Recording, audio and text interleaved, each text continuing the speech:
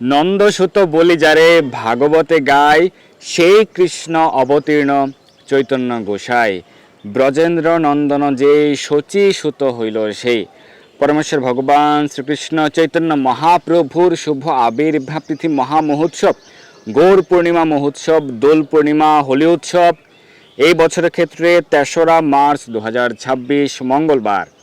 অত্যন্ত মহিমান্বিত ফাল্গুন মাসের পূর্ণিমা তিথি ফাল্গুনী পূর্ণিমা, গৌর পূর্ণিমা, দোল পূর্ণিমা, দোলযাত্রা, হোলি উৎসব ৩রা মার্চ ২০২৬ মঙ্গলবার। তো কিভাবে এই গৌর পূর্ণিমা মহোৎসব ব্রত পালন করতে হবে, কত সময় পর্যন্ত ব্রত পালন করতে হবে, এদিন কী কী করবেন, এদিন যেহেতু চন্দ্রগ্রহণ রয়েছে, পূর্ণগ্রাস চন্দ্রগ্রহণ, তাহলে কখন অনুকল্প প্রসাদ গ্রহণ করা যাবে, পারণ কখন করতে হবে, সকল বিষয়াবলী আজকে আমরা আলোচনা করব এবং সারা বিশ্বের পূর্ণিমা তিথির সময়সূচি আজকে আমরা প্রদান করব। তো অত্যন্ত মহিমান্বিত, অত্যন্ত গুরুত্বপূর্ণ এই বিশেষ তিথি ফাল্গুনের পূর্ণিমা তিথি, দোল পূর্ণিমা, গৌর পূর্ণিমা। কারণ পরমেশ্বর ভগবান শ্রীকৃষ্ণ তিনি শ্রীমতী রাধারানীর ভাবকান্ত অঙ্গীকার করে কলিযুগের যুগধর্ম হরিনাম সংকীর্তন সহযোগে তিনি আবির্ভূত হয়েছেন, হরিনাম সংকীর্তন প্রবর্তন করেছেন। তিনি আমাদের এই কলিহত বদ্ধ জীবেদেরকে কৃষ্ণ প্রেম বিতরণ করার জন্য, উদ্ধার করার জন্য, খুব সহজভাবে উদ্ধার করার জন্য তিনি এই বিশেষ তিথিতে ফাল্গুন মাসের পূর্ণিমা তিথিতে তিনি সন্ধ্যাকালে সিংহ রাশিতে সিংহ লগ্নে তিনি আবির্ভূত হয়েছেন এবং সেই দিনটিতেও পূর্ণগ্রাস চন্দ্রগ্রহণ ছিল। চন্দ্রগ্রহণকালে তিনি আবির্ভূত হয়েছিলেন। এই বছরের ক্ষেত্রে কিন্তু আমরা পূর্ণগ্রাস চন্দ্রগ্রহণ পাচ্ছি। শচী মাতা এবং জগন্নাথ মিশ্রের পুত্ররূপে তিনি আবির্ভূত হয়েছিলেন। এই তিথি অত্যন্ত মহিমান্বিত। তিনি সকলের মাঝে, অকাতরে সকলের মাঝে কৃষ্ণ প্রেম বিতরণ করেছেন, সকলকে কৃষ্ণ নামে উদ্ভাসিত করেছেন। যেই সকল স্থানে কোনোদিন হরিনাম হয়নি সেই সকল স্থানেও তিনি হরিনাম পৌঁছে দিয়েছেন। এবং তিনি গ্রহণের উচ্ছেলে আবির্ভূত হয়েছিলেন কেন? কারণ যাতে সকলেই প্রত্যেকে গঙ্গা স্নান করেন, চন্দ্রগ্রহণ উপলক্ষে গঙ্গা স্নান করেন, হরিবোল হরিবোল ধ্বনি করেন, ভগবানের নাম করেন। সেটাই হচ্ছে তাঁর লীলার মহিমা। আমরা শ্রবণ করব চৈতন্য চরিতামৃত থেকে, চৈতন্য ভাগবত থেকে। এবং এই দিন কি করবেন সেটি আমরা প্রথমে আলোচনা করছি। যেহেতু এই বছর ৩রা মার্চ ২০২৬ মঙ্গলবার গৌর পূর্ণিমা বা দোল পূর্ণিমা বা হোলি উৎসব, ফাল্গুনী পূর্ণিমা, ফাল্গুন মাসের পূর্ণিমা তিথি, এই দিন উপবাস রয়েছে। তো কমপক্ষে সন্ধ্যা পর্যন্ত নির্জল উপবাস, সন্ধ্যার পর ফলমূল গ্রহণ করা যায়, পরদিন সূর্য উদয়ের পর পালন করতে হয়। কিন্তু এই বছরের ক্ষেত্রে যেহেতু পূর্ণগ্রাস চন্দ্রগ্রহণ রয়েছে, বিশেষ করে যারা ভারতে রয়েছেন, ভারতবর্ষে সেই চন্দ্রগ্রহণ কিন্তু ভারতবর্ষে সেই চন্দ্রগ্রহণ দৃশ্যমান রয়েছে। তো সেই ক্ষেত্রে কখন অনুকল্প প্রসাদ গ্রহণ করা যাবে সন্ধ্যার পর? তো ভারতের সময় অনুযায়ী সন্ধে ৬টা ৪৮ ঘটিকা পর্যন্ত গ্রহণ থাকছে। তাহলে সন্ধে ৬টা ৪৮ ঘটিকার মধ্যে বা এই গ্রহণ সময়কালে কিছু আহার করা যাবে না।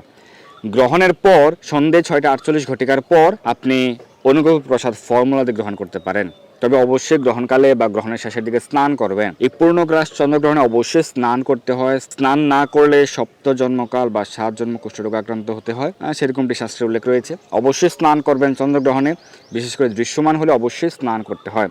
সেদিন তো আপনারা ভোরে বা প্রাতকালে স্নান করবেনই, কিন্তু এই গ্রহণকালে সন্ধে বা সন্ধ্যার ঠিক আগ মুহূর্তে আপনারা স্নান করতে পারেন। আর যদি আপনি একাদশীর মতো করে সবজি প্রভৃতি রান্না করেন, তাহলে গ্রহণ সমাপ্ত হওয়ার পর সেই রান্না করবেন, এরপর ভগবানকে নিবেদন করে সেই অনুকল্প প্রসাদ গ্রহণ করতে পারেন। অথবা সন্ধ্যে ৬টা ৪৮ ঘটিকার পর ভারতের সময় অনুযায়ী আপনি ফলমূলাদি গ্রহণ করতে পারেন, ফলমূল, কাজু বাদাম, কাঠবাদাম গ্রহণ করতে পারেন। যারা বাংলাদেশে রয়েছেন, বাংলাদেশের সময় অনুযায়ী সন্ধ্যে ৭টা ১৮ ঘটিকার পর্যন্ত থাকছে চন্দ্রগ্রহণ, এরপর আপনি ফলমূলাদি গ্রহণ করতে পারেন এবং পরদিন সূর্য উদয়ের পর পালন করবেন। পরদিন কিন্তু বিশেষ উৎসব রয়েছে, জগন্নাথ মিশ্র উৎসব। বিশেষভাবে অন্ন ব্যঞ্জন রান্না করে আপনারা ভগবানকে ভোগ নিবেদন করবেন। শ্রীমন মহাপ্রভুর প্রিয় ব্যঞ্জনগুলি, নানা প্রকার শাক, নানা প্রকার সবজি আপনার রান্না করে, আপনার প্রেম ভক্তি সহকারে রান্না করে ভগবানকে ভোগ নিবেদন করবেন। মহাপ্রভুর বিশেষ ভোগ নিবেদন করবেন ৪ঠা মার্চ, মার্চের ৪ তারিখ বুধবার। সেদিন আপনারা বাড়িতে সকালে হোক বা দুপুরবেলায়, মধ্যাহ্নকালে হোক ভোগ নিবেদন করবেন। মহাপ্রভুর কী কী ব্যঞ্জন, কী কী দ্রব্য প্রিয়, কী কী আইটেম প্রিয়, সেই সম্পর্কে আমাদের চ্যানেলে বিস্তারিত আরেকটি আলোচনা রয়েছে, আমরা গত বছর আলোচনা করেছিলাম, সেটি দেখে নেবেন। তো এই গৌর পূর্ণিমা দিনে কী কী করবেন? এই গৌর পূর্ণিমা দিনে অবশ্যই উপবাস রয়েছে, আমরা উপবাস বিষয়ে আলোচনা করেছি। এছাড়া আপনি প্রাতঃস্নান করবেন, মঙ্গল আরতি করবেন, বেশি বেশি হরিনাম জপ করবেন, হরিনাম কীর্তন করবেন। মহাপ্রভুকে সন্তুষ্ট করার জন্য আমরা বেশি বেশি হরিনাম জপ, হরিনাম কীর্তন করতে পারি। মহাপ্রভুর অষ্টতর শতনাম, অষ্টকম রয়েছে, সেগুলি পাঠ বা কীর্তন করতে পারেন। চৈতন্য চরিতামৃত, চৈতন্য ভাগবত, চৈতন্য মঙ্গল প্রভৃতি শাস্ত্রগ্রন্থ পাঠ করতে পারেন। যাদের বাড়িতে নেই আপনারা সংগ্রহ করতে পারেন। আমরা সিধা মায়াপুর থেকে সমগ্র ভারতে, এবং যারা চৈতন্য চরিতামৃত সংগ্রহ করতে চান, অনেক ভক্তগণ অর্ডার করেছেন। চৈতন্য চরিতামৃতের ক্ষেত্রে কিন্তু বিশেষ সুযোগ প্রদান করা হয়েছে, যেটি গত বছরও দেওয়া হয়নি। এই বছর সব থেকে বেশি ডিসকাউন্ট দেওয়া হয়েছে। চৈতন্য চরিতামৃতের যে দক্ষিণামূল্য 3000 রুপিয়া, সেটি মাত্র 2600, এবং কুরিয়ার চার্জ ফ্রি। সমগ্র ভারতে কুরিয়ার চার্জ ফ্রি, প্রায় 250 রুপিয়া মূল্যের সমমূল্যে কুরিয়ার চার্জ ফ্রি, বিশেষ ডিসকাউন্ট রয়েছে। এবং এই অফারটি শুধুমাত্র সীমিত সময়ের জন্য, গৌর পূর্ণিমা পর্যন্ত, এই এক সপ্তাহের জন্য রয়েছে। আপনারা খুব দ্রুত সংগ্রহ করুন, আমাদের হোয়াটসঅ্যাপ নম্বর যোগাযোগ করতে পারেন। অনেক ভক্তগণ সংগ্রহ করছেন। চৈতন্য চরিতামৃত ফুল বক্স 4টি খণ্ডে রয়েছে, প্রায় 6.5 কিলো ওজন রয়েছে ফুল বক্সে। আপনারা সংগ্রহ করুন। Chaitanya Charitamrita free, courier charge রয়েছে। এছাড়াও আপনারা অন্যান্য গ্রন্থ সংগ্রহ করতে পারেন। চৈতন্য ভাগবত, চৈতন্য মঙ্গল, চৈতন্য মহাপ্রভুর শিক্ষা এবং চৈতন্য মহাপ্রভুর জীবনী শিক্ষার একটি ছোট্ট গ্রন্থ রয়েছে। এই গ্রন্থগুলো সংগ্রহ করতে পারেন। সেগুলোর ক্ষেত্রে আংশিক কুরিয়ার চার্জ যুক্ত হচ্ছে। আপনারা খুব দ্রুত যোগাযোগ করুন, আমাদের হোয়াটসঅ্যাপ নম্বর যোগাযোগ করুন। মহাপ্রভুর লীলা মহিমা সমন্বিত গ্রন্থ আপনি সংগ্রহ করুন। যদি আপনি চৈতন্য চরিতামৃত এখন সংগ্রহ করতে না পারেন, আপনি ছোট গ্রন্থগুলি সংগ্রহ করুন। চৈতন্য মহাপ্রভুর শিক্ষা গ্রন্থটি সংগ্রহ করুন। খুব সুন্দরভাবে বর্ণনা রয়েছে গদ্য আকারে, আপনারা সহজেই বুঝতে পারবেন। চৈতন্য মহাপ্রভুর শিক্ষা গ্রন্থটি সংগ্রহ করুন। চৈতন্য মঙ্গল, চৈতন্য ভাগবত, চৈতন্য মহাপ্রভুর জীবনী শিক্ষার একটি খুব ছোট্ট গ্রন্থ রয়েছে, সেটিও সংগ্রহ করতে পারেন। তো আমাদের এই হোয়াটসঅ্যাপ নম্বরে যোগাযোগ করে জানাবেন, অথবা আপনার প্রিয়জন, পরিবার পরিজনকে আপনি উপহার হিসেবে প্রদান করতে পারেন এই গৌর পূর্ণিমা, দোল পূর্ণিমা, হোলি উৎসব উপলক্ষে। তো এদিন হোলি উৎসব থাকাতে আবির প্রদান করা হয় ভগবানকে। আপনারা ভগবানের চরণ কমলে, ভগবানের মুখমণ্ডলে আবির প্রদান করতে পারেন। কিন্তু ভগবানের প্রসাদী আবির আমরা আমাদের আমাদের প্রিয়জনদের মুখমণ্ডলে বা ললাটে প্রদান করতে পারি। কখনোই গুরুজনদের পায়ে নয়, শুধুমাত্র ভগবানের চরণ কমলেই আবির প্রদান করা যায়। আর এদিন যারা উপবাস পালন করতে একেবারে সক্ষম নন, হয়তো আপনি বিশেষ করে যারা গর্ভবতী মায়েরা রয়েছেন বা যদি কেউ অসুস্থ থাকেন, সেক্ষেত্রে কী করতে হবে? সেক্ষেত্রে আপনার ফলমূলাদি গ্রহণ করে একাদশীর ব্রতের মতো করে এই ব্রতটি পালন করতে পারেন। তবে গ্রহণকালে কিছু আহার করবে না। গ্রহণের পূর্বেই, গ্রহণের 30 মিনিট পূর্বেই বা গ্রহণের পূর্বে 30 মিনিটের মধ্যে আপনারা ফলমূল গ্রহণ করে নেবেন যারা অসুস্থ রয়েছেন বা গর্ভবতী মায়েরা রয়েছেন। এবং গ্রহণকালে কিছু আহার করবেন না। গ্রহণের পরে, গ্রহণকালে গ্রহণের শেষের দিকে স্নান করে গ্রহণের পর, গ্রহণ শেষ হওয়ার পর আপনারা পুনরায় ফলমূল গ্রহণ করতে পারেন। পরদিন সূর্যোদয়ের পর পালন করবেন অন্নপ্রসাদ বা রুটির প্রসাদ গ্রহণ করে। তো আপনারা বেশি বেশি শাস্ত্র অধ্যয়ন করবেন, ভগবানের সেবা পূজা আদি করবেন, ভগবানের চরণ কমলে তুলসীপত্র পুষ্প অর্পণ করবেন। পরমেশ্বর ভগবান শ্রীকৃষ্ণ চৈতন্য মহাপ্রভুর চরণ কমলে তুলসীপত্র পুষ্প অর্পণ করবেন পরিবারের সকলে মিলে। এছাড়াও নিত্যানন্দ প্রভু এবং অদ্বৈত আচার্য প্রভুর চরণে তুলসীপত্র পুষ্প অর্পণ করবেন। আর গদাধর প্রভু, শ্রীবাস প্রভুর চরণে শুধুমাত্র পুষ্প অর্পণ করবেন। এদিন বাড়িতে আপনারা অভিষেক করতে পারেন, অথবা ইস্কন মন্দিরে অভিষেকে যুক্ত হতে পারেন।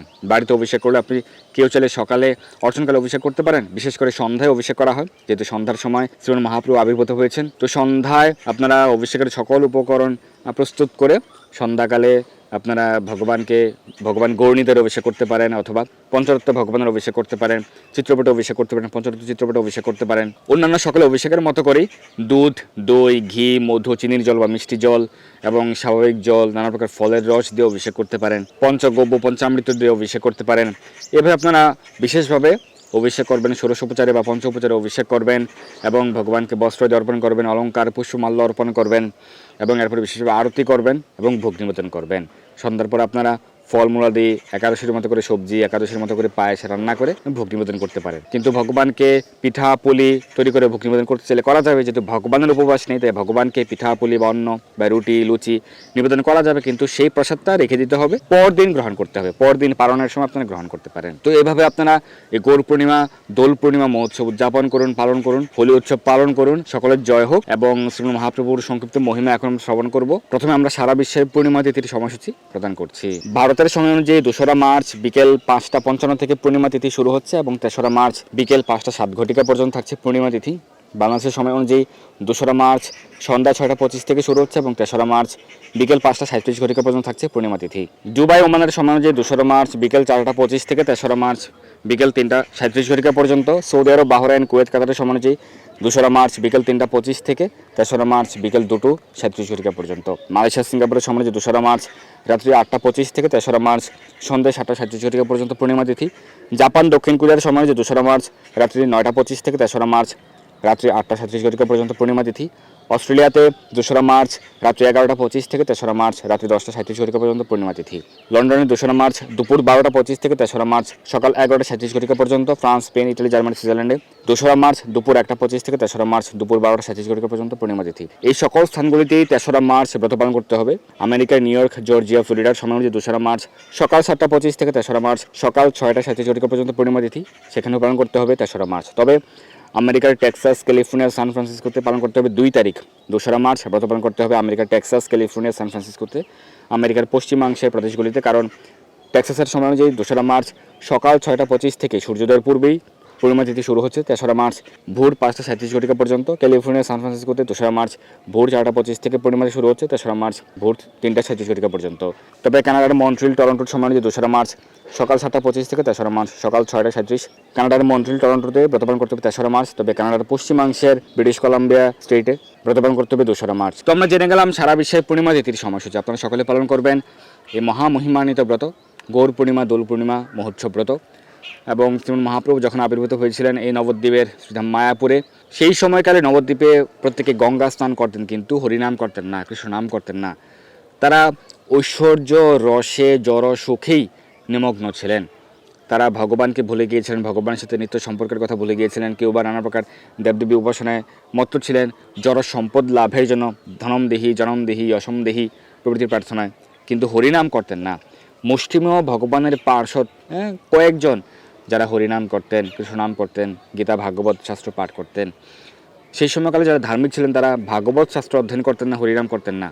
এই অবস্থা দেখে অত্যন্ত কৃপাবরবশ হয়ে গৌরানা ঠাকুর শ্রী অদ্বৈতাচার্য প্রভু তিনি হুঙ্কার প্রদান করেছিলেন, বিশেষ প্রার্থনা করেছিলেন যে স্বয়ং ভগবান শ্রীকৃষ্ণ এসে যেন তার কৃষ্ণ নাম, কৃষ্ণ প্রেম প্রদানের মাধ্যমে এই জগৎবাসীকে উদ্ধার করে। তাদের এই দুর্দশা দেখে তিনি অত্যন্ত করুণাচিত্ত হয়েছিলেন। তো শ্রী অদ্বৈতাচার্য প্রভুর প্রার্থনায় শ্রী মহাপ্রভু খুব দ্রুত আগমন করেছেন এই ফাল্গুন মাসের পূর্ণিমা তিথিতে। অত্যন্ত মহিমান্বিত ব্রজেন্দ্রনন্দন যে ব্রজেন্দ্রনন্দন ভগবান শ্রীকৃষ্ণ, ব্রজেন্দ্রনন্দন যে শচীসুত হইল সেই, তিনি শচীদেবীর পুত্ররূপে, সুত মানে পুত্র, তিনি শচীদেবীর পুত্ররূপে আবির্ভূত হয়েছিলেন।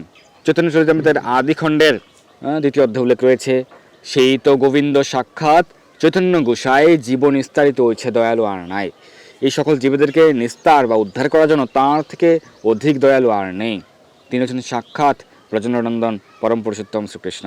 সেই কৃষ্ণ অবতারী ব্রজেন্দ্র কুমার, আপনে চৈতন্য রূপে কৈলয় অবতার। সেই কৃষ্ণ হচ্ছেন অবতার নন, মহাপ্রভু কিন্তু অবতার নন, তিনি অবতারী, সকল অবতারের অবতারী। কারণ তিনি স্বয়ং শ্রীকৃষ্ণ, তিনি রাধা কৃষ্ণের মিলিত তনু।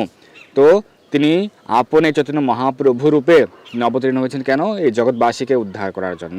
সেটি উল্লেখ রয়েছে শ্রী রূপ গোস্বামী পাদের বিদগ্ধ মাধব শাস্ত্রে 1ম অধ্যায়ের 2য় শ্লোকে, যে অনর্পিত চরিম চিরাত করুণয়া অবতীর্ণ কলৌ, সমর্পিতম উন্নত উজ্জ্বল রসাম সুভক্তি শ্রিয়ম।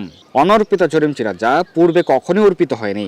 এই যে আমরা বিশেষভাবে কৃষ্ণ প্রেম লাভ করছি, কৃষ্ণ প্রেম তিনি আমাদেরকে দান করেছেন, যা গোলকের প্রেমধন হরিনাম সংকীর্তন, সেটি পূর্বে কখনোই অর্পিত হয়নি। অনর্পিত চরিম চিরাত করুণায় অবতীর্ণ কলো, তিনি করুণার প্রকাশমূর্তি রূপে এই কলিযুগে আবির্ভূত হয়েছেন। সমর্পয়িতুম, তিনি সমর্পণ করেছেন, আমাদেরকে প্রদান করেছেন কি? উন্নত উজ্জ্বল রসাম, সব থেকে উন্নত এবং উজ্জ্বল রস, স্বভক্তি শ্রিয়ম, তার নিজের প্রেম ভক্তি, কৃষ্ণ প্রেম ভক্তি তিনি আমাদেরকে দান করেছেন। কলিযুগে যুগধর্ম নামেরও প্রচার, তথিলাগি পীতবর্ণ চৈতন্য অবতার। চৈতন্য ভাগবতের আদিখণ্ড উল্লেখ রয়েছে যে এই হরিনাম সংকীর্তন, কলিযুগের যুগধর্ম হরিনাম সংকীর্তন সকলকে প্রদান করার জন্যই মহাপ্রভু আবির্ভূত হয়েছেন। চৈতন্য ভাগবত উল্লেখ রয়েছে, কলিযুগে ধর্ম হয় হরি সংকীর্তন, এতদ অর্থে অবতীর্ণ শ্রী শচীনন্দন। শচীদেবীর পুত্ররূপে শচীনন্দন বা শচীসুত, মহাপ্রভুর সব থেকে প্রিয় নাম শচীনন্দন, শচীসুত। জয় শচীনন্দন গৌর হরি। আমরা যদি শচীনন্দন বলে তাকে ডাকি, তিনি সব থেকে বেশি প্রীত হন এবং খুব দ্রুত আমাদের ডাকে সাড়া দেবেন। এই কহে ভাগবতে সর্বতত্ত্ব সার, কীর্তন নিমিত্ত গৌরচন্দ্র অবতার। এই মতো ভক্ত ভাব করি অঙ্গীকার, আপনি আচরি ভক্তি করিল প্রচার। নিজে আচরণ করে তিনি আমাদেরকে শিক্ষা প্রদান করেছেন, ভক্ত ভাব অঙ্গীকার করেছেন। পঞ্চতত্ত্বাত্মকম কৃষ্ণং ভক্ত রূপ স্বরূপকম, ভক্ত অবতারম ভক্ত অক্ষং নমামি ভক্ত শক্তিকম। তিনি ভক্ত রূপ, ভক্ত ভাব পরিগ্রহ করেছেন, নিজে আচরণ করে আমাদের জগৎবাসীকে তিনি শিক্ষা প্রদান করেছেন।